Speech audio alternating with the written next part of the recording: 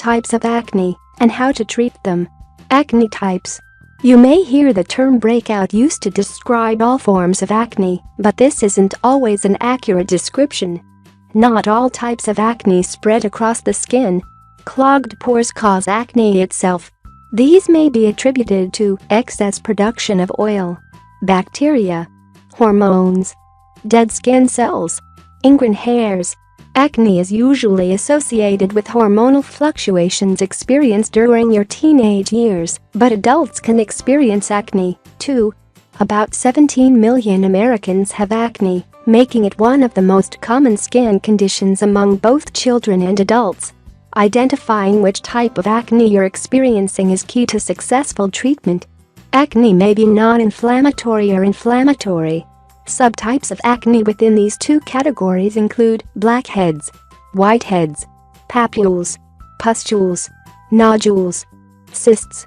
It's possible to have multiple types of acne at once. Some cases may even be severe enough to warrant a visit to the dermatologist. Non-inflammatory acne. Non-inflammatory acne includes blackheads and whiteheads. These normally don't cause swelling. They also respond relatively well to over-the-counter OTC treatments. Salicylic acid is often marketed for acne in general, but it usually works best on non-inflammatory acne. It naturally exfoliates the skin, removing dead skin cells that can lead to blackheads and whiteheads. Look for it in cleansers, toners, and moisturizers. Blackheads. Blackheads occur when a pore is clogged by a combination of sebum and dead skin cells. The top of the pore stays open, despite the rest of it being clogged. This results in the characteristic black color seen on the surface. Whiteheads. Whiteheads can also form when a pore gets clogged by sebum and dead skin cells. But unlike with blackheads, the top of the pore closes up. It looks like a small bump protruding from the skin. Whiteheads are more difficult to treat because the pores are already closed. Products containing salicylic acid can be helpful. Topical retinoids give the best results for comedonal acne. Currently, adapalene differin is available over the counter as a retinoid. If it does not work for you, stronger topical retinoids are available by prescription from your dermatologist. Inflammatory acne. Pimples that are red and swollen are referred to as inflammatory acne. Although sebum and dead skin cells contribute to inflammatory acne, bacteria can also play a role in clogging up pores. Bacteria can cause an infection deep beneath the skin surface. This may result in painful acne spots that are hard to get rid of. Products containing benzoyl peroxide may help reduce swelling and get rid of bacteria within the skin. These can also remove excess sebum. Your doctor may prescribe either an oral or topical antibiotic along with the benzoyl peroxide to treat your inflammatory acne. Topical retinoids are also an important part of combating inflammatory papules and pustules. Papules. Papules occur when the wall surrounding your pores break down from severe inflammation. This results in hard, clogged pores that are tender to the touch.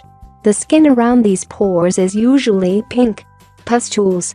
Pustules can also form when the walls around your pores break down. Unlike papules, pustules are filled with pus.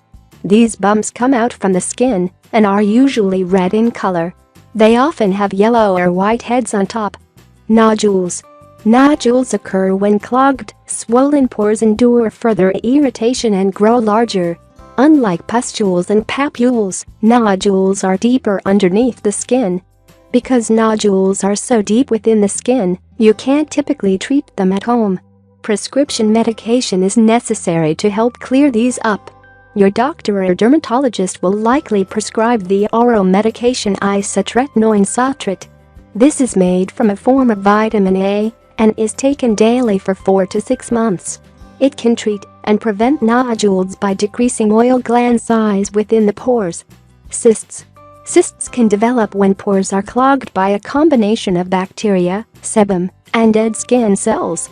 The clogs occur deep within the skin and are further below the surface than nodules. These large red or white bumps are often painful to the touch. Cysts are the largest form of acne, and their formation usually results from a severe infection. This type of acne is also the most likely to scar. The prescription medication Isotretinoin is commonly used to treat cysts. In severe cases, your dermatologist may surgically remove a cyst.